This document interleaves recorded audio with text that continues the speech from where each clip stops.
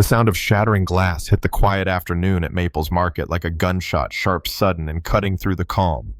I was stocking shelves near the magazines when 3 men in hoodies stormed inside and my heart dropped straight to my stomach. My name's Lisa Carter and I'm a single mom working as a security guard at this little corner store, juggling 2 jobs just to keep the lights on at home for my son Jamal. Right then, something caught my eye. A little girl standing frozen near the candy aisle. She was clutching a bag of gummy bears, her big brown eyes wide and trembling. No mom around, just her, me, and those guys with guns. The tallest one barked at the cashier to hurry up, waving a shiny pistol that caught the flickering fluorescent light like a warning flare. "Everyone get down!" he shouted, but the little girl didn't move. She was paralyzed by fear, whispering, "Mommy," like maybe her mom would magically appear. But she was alone. And it was clear to me in that split second that no one else was going to protect her. I thought of Jamal, my 8-year-old, waiting for me at home, probably worried sick. I thought of my second job at the diner tonight and the bills piled up on my kitchen table. But all that faded. There was only one thing that mattered, that scared little girl. So I moved toward her, slow and steady, trying to keep calm. "Hey, sweetheart," I said softly, reaching out my hand. "Come here to me, okay?" The robbers were focused on the register, but my movement caught one of their eyes. Panic flashed across his face. I said, "Get down," he screamed, spinning around and pointing the gun right at us. No time to hesitate. I lunged, wrapped my arms around her, and felt the searing heat of a bullet slam into my shoulder. The world seemed to slow, the cold floor beneath us, the pounding in my chest, the soft sobs of the little girl I was holding tight. "It's okay," I whispered, pressing my body over hers. "You're safe now. I've got you." The robbers panicked at the blood and chaos, grabbed what cash they could, and fled. The store fell silent except for Sophie. That was her name, she told me softly, crying. Sirens wailed in the distance. Minutes later, I heard tires screech outside. Through the cracked window, I saw a black SUV pull up and a man jumped out. Sharp suit, worried eyes breathless. "Sophie, where are you?" His voice was desperate, shaking the walls. That man was Nathan Rodriguez, Sophie's dad. Billionaire CEO, the kind of guy you read about in magazines, the kind whose business decisions move markets. But right now, he was just a terrified father rushing to his daughter. He burst inside to find paramedics tending to me and Sophie wrapped in a blanket but safe. When Sophie saw him, she ran into his arms and whispered, "Daddy, the lady saved me. She got hurt instead." Nathan looked down at me. Young, bleeding, exhausted, but alive. And something shifted in his chest. Gratitude, maybe awe, and a fierce determination that felt like fire. Without hesitation, Nathan pulled out his phone and ordered the best trauma surgeon in the city. Money was no object. "Transfer her to St. Catherine's private hospital," he commanded. "Give her the best room, the best care. This isn't insurance business. This is personal."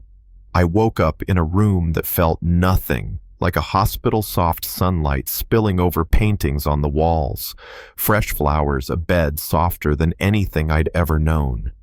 And sitting beside me was Nathan, his eyes full of kindness. "You saved my daughter," he said simply. I remembered the gun, the panic Sophie's terrified face. "Is she okay?" I croaked. "She's perfect." Nathan smiled. "Thanks to you." Sophie appeared clutching a handmade card that said, "Thank you for being my guardian angel." She smiled at me like I was a hero. It was strange, me a security guard.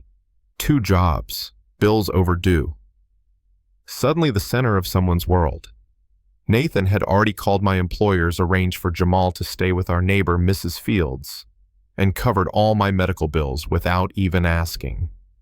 I tried to refuse, said I didn't want charity, but Nathan was firm. "This isn't charity," he said. "It's gratitude.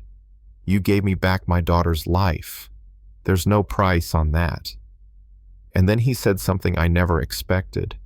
I want to help you go to school, nursing school, full tuition books, living expenses, everything.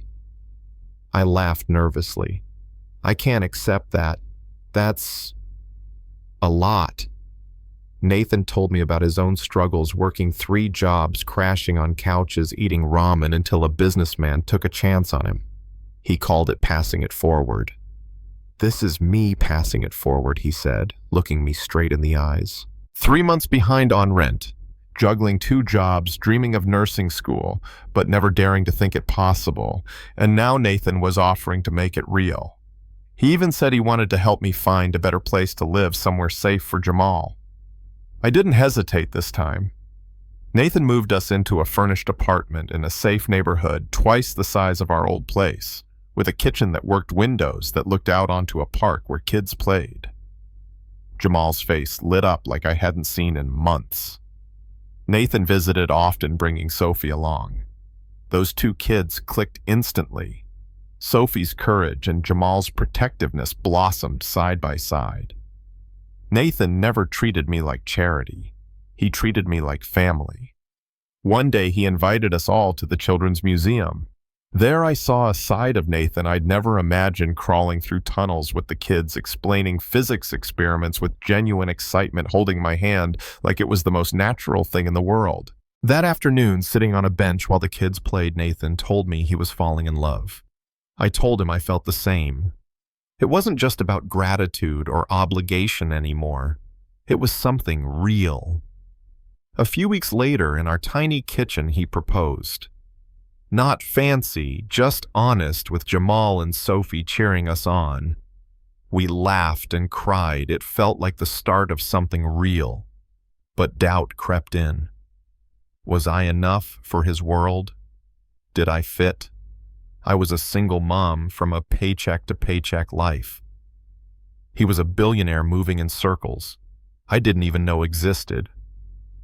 Nathan looked at me steady and sure and told me I was more than enough, that my bravery, kindness, and fierce love for Jamal and Sophie made his world better. I thought of the whispers at his company events. The security guard he's dating must be grateful for the money. But Nathan said they didn't matter. We were family, and that's all that counted. One evening, he took me back to Riverside Park, the place where it all began, transformed into a glowing pavilion, yellow roses everywhere. There, surrounded by our kids, and that place of trauma turned hope. Nathan asked me again to be his wife. Tears streaming, I said yes. Months later, we were married in a garden ceremony. Jamal and Sophie as ring bearer and flower girl, dancing as a family. I finished nursing school with honors. I'm now a pediatric nurse, combining my natural instincts with what I learned. Jamal has the dad he always needed. Sophie has the mom she never had. Nathan and I have built something beautiful together. Sometimes I still catch my reflection and hardly recognize the woman staring back, confident, loved, proud. All because I took a bullet for a little girl I'd never met.